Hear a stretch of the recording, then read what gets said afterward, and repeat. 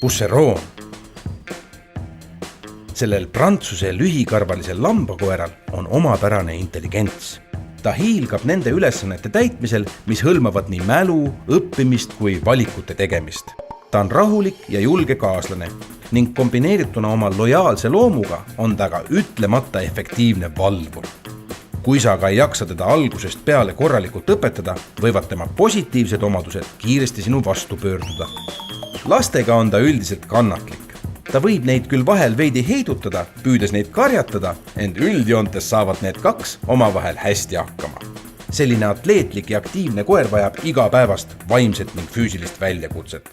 Proovi sa tema treeningurutiini lõhkuda ning leiad endal kodust igavleva ja destruktiivse koera.